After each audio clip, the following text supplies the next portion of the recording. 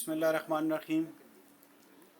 जनाब आतिफ़ इकराम शेख साहब, जनाब साकिब फ़याज़ मगू साहब जो कराची से आए हैं, और उसके साथ साथ फ़ेडरेशन के 3 साबिक़ सदूर जनाब ज़ुबैर अहमद मलिक साहब, अब्दुर्रऊफ़ आलम साहब और गज़नफ़र बेलोर साहब यहाँ पे बैठे हैं।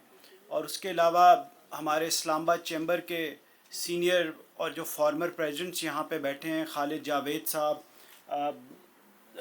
एजाज़ अब्बासी साहब, उसके अलावा जो कराची से दोस्त आए हैं, और उसके अलावा जो फेडरेशन ऑफ FPCCI के EC और GB मेंबर्स हैं, मैं आपको वेलकम करता हूं अपने घर पे।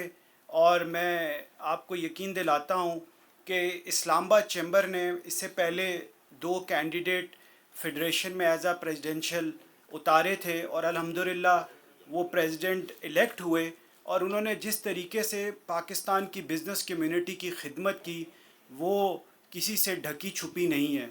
तो हम ये उम्मीद करते हैं कि आतिफ़ इकराम शेख साहब इस्लामाबाद चैम्बर की इज़्ज़त हैं, और हमारे नॉमिनेटेड इस्लामाबाद की बिज़नेस कम्युनिटी के नॉमिनेटेड प्रेसिडेंशियल कैंडिडेट हैं।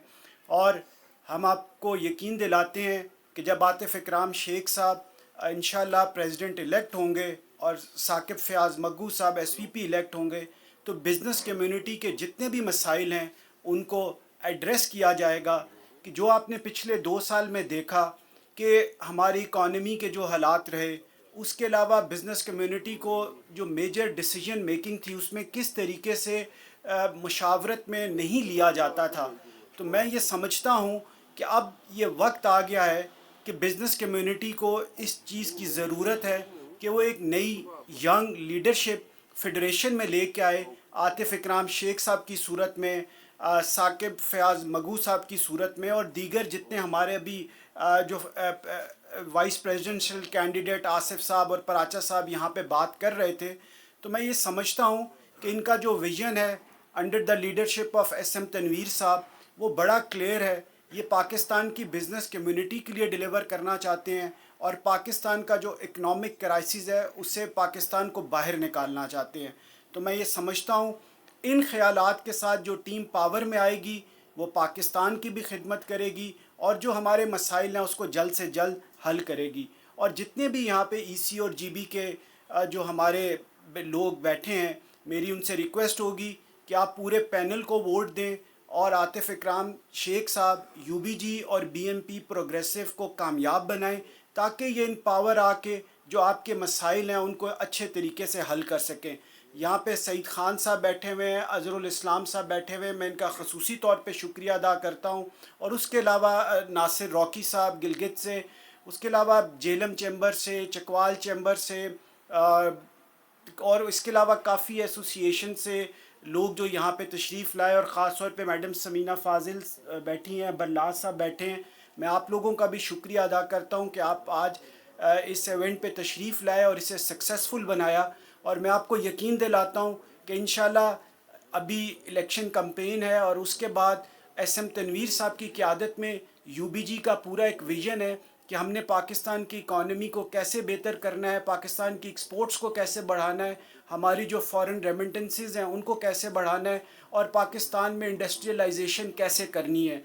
तो मैं आपको यकीन दिलाता हूँ कि SM तनवीर साहब का जो विज़न है, अगर उसको हम अच्छे तरीके से डिलीवर कर सके तो पाकिस्तान के तमाम जो मसाइल हैं वो हल हो जाएंगे।